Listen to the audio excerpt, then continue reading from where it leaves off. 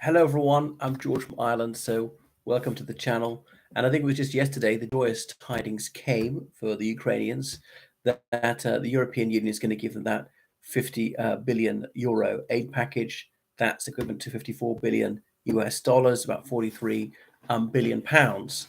And this has been held up for about 6 weeks by Hungary because all 27 European Union member states had to vote yes for this aid package to go ahead, and Hungary was using its veto. So Prime Minister Viktor Orban, who has ruled Hungary since 2010, he was bitterly unhappy because European Union aid to his country has been reduced on the grounds that he's degraded democracy there and things like that. They say that human rights were being undermined and things. So he was very unhappy about that.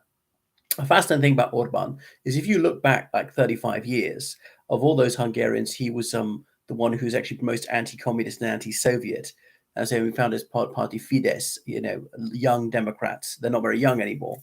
And then he went to Oxford, but he didn't graduate after his time at Pembroke College, Oxford. But nevertheless, he speaks fluent English, which in the early 90s in Hungary was highly unusual. But now, of all the Hungarian politicians, his party is actually the most cordial with Russia, partly because they're talking about Zakarpattia, this very western region of Ukraine, adjacent to Hungary, where there's a Hungarian indigenous minority, which Hungary had to cede to the then Soviet Union at the end of the Second World War.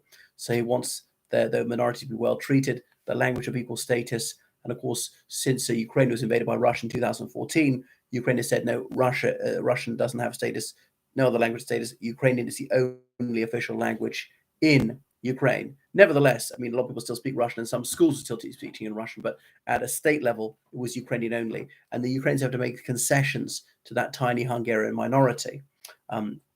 Because Hungary's got 10 million people, but about 5 million ethnic Hungarians who live outside of Hungary, particularly in Slovakia, Romania, Serbia, and so forth. And he's secured exemptions from these sanctions on Russia, allowing Hungary to still buy oil and gas as normal. So that's beneficial to their economy. And people in countries like Slovakia saying, well, why can't we have the same? We're chumps to be suffering. We don't need to be. But anyway, he finally caved into pressure because, most people don't like being the odd one out. So anyway, Ukraine will breathe a huge sigh of relief this is coming because they're very short on shells and everything else. And it's very difficult for the Ukrainians to sustain operations. They can't pay for soldiers, pay to maintain roads, bridges, tunnels, and so forth, repair the electric grid. So that's why they need so much money, just to sustain even non-military operations. And the corruptibility of the Ukrainian authorities is notorious. Russia is one of the few countries is even worse. But of course, if people aren't being paid, that's going to make corruption even worse. And people being able to bribe to evade conscription. And that's another problem for President Zelensky. The Verkhovna Rada, as in the Ukrainian parliament, still won't pass this conscription bill. And so some guys have been fighting the front for 2 years without a day off, and other people of military age, perfectly healthy young men who are not doing an essential role, are able to evade conscription. Now, that's not fair. And I know I mustn't be too glib about this. I wouldn't be too keen to put myself in harm's way either. So perhaps I shouldn't blame these guys who are shirking their duty.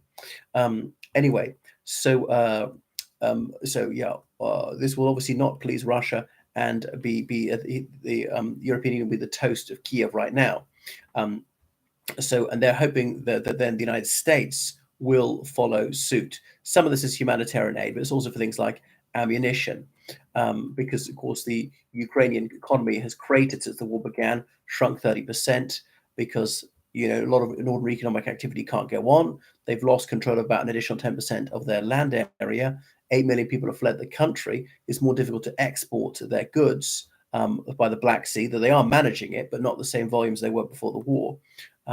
Over land exports by truck and train, often those were blocked in Romania and Poland. Those blockages are largely over from protesters, farmers saying it's undercutting us, and even Ukrainian truck drivers. They're doing it for less because the cost of living in Ukraine is lower, and this is hurting our business. But anyway,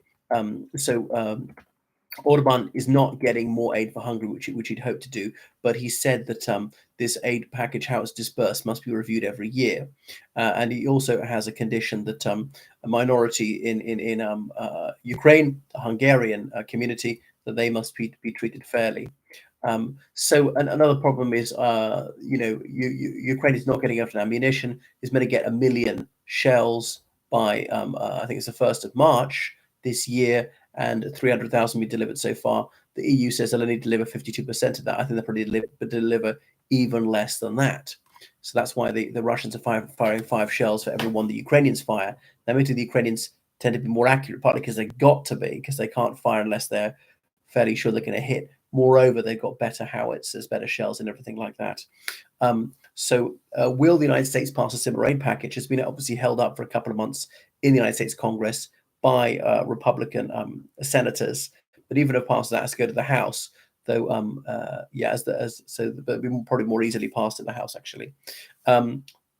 Saying they want more concessions on border security funding for border security, and perhaps President Biden is actually not that worried. Otherwise, he'd make whatever concessions were necessary to keep Ukraine in the fight. Perhaps he concludes that the Republicans will eventually give in. But the longer this war goes on, then there's sort of, we're in a set in Ukraine's allies, not that they're actually fighting, and more reluctant to disgorge funds and saying, are we actually helping them? Which I said, prolonging the agony, leveling the playing field, as the British Foreign Secretary Douglas Hurd said of the wars in the former Yugoslavia in the early 90s. But without this, obviously, we know what Russia will do. It'll massacre civilians, as it's done in the illegally occupied zones. So I think the United States will pass an aid package, but not soon, not this month even, and it's not going to be the full amount. The $60 billion, I believe, is going to be, because President Biden will have to agree that some of that goes to border security. Obviously, it's Congress as the power of the purse, not Biden himself, but presumably he'll persuade the Democrats in the U.S. Congress to strike such a deal. They like to play hardball. Being tough is supposed to be the supreme virtue for an American politician, particularly if you're a member of the Grand Old Party. So yeah, Ukraine really needs